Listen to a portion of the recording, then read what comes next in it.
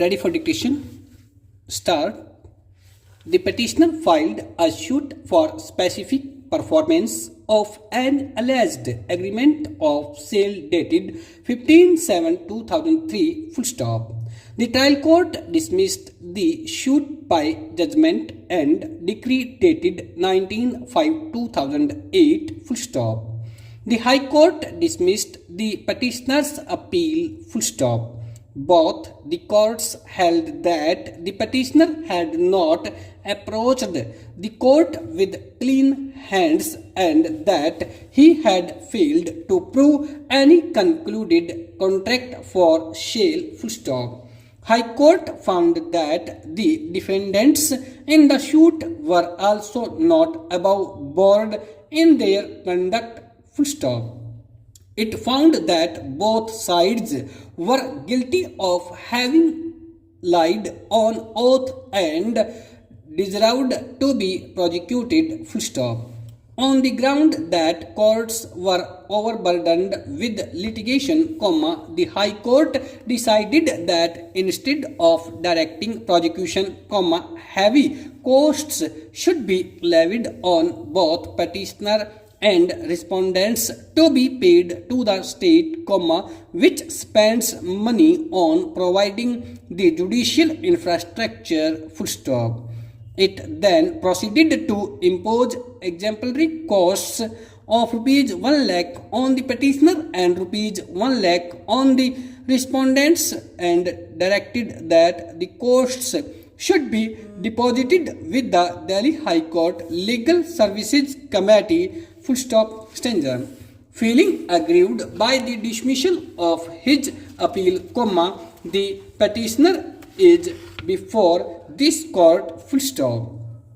On merits, we find that the concurrent findings of the trial court and the High Court do not warrant interference and, therefore, this is not a fit case for grant of leave. Full stop. The learned counsel for the petitioner submitted that levying costs of rupees 1 lakh against the petitioner was not warranted. Full stop. He submitted that as the appeal before the High Court arose out of a civil suit, costs were governed by sections 35 and 35A of the Code of Civil Procedure and cannot exceed what is leviable under those provisions. Full stop. Stanza. Under section 35 of the code, award of costs is discretionary but subject to the conditions and limitations, as may be prescribed and the provisions of any law for the time being in force. Full stop.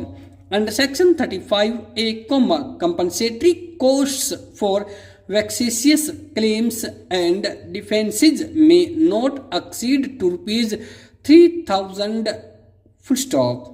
Further, the primary object of levying costs under sections 35 and 35A of the code, is to recompense a litigant for the expense incurred by him in litigation to vindicate or defend his right. Full stop.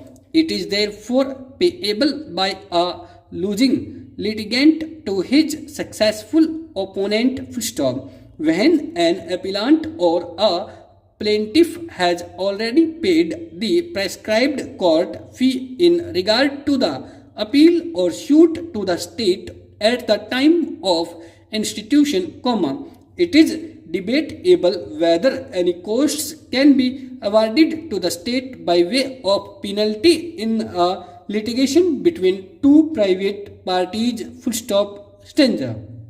One view has been that the provisions of sections 35 and 35A of the code do not in any way affect the wide discretion vested in by High Court in exercise of its inherent power to award costs in the interests of justice in appropriate civil cases. Full stop. The more sound view, however, is that though award of costs is within the discretion of the court, it is subject to such conditions and limitations as may be prescribed and subject to the provisions of any law for the time being in force. Stop.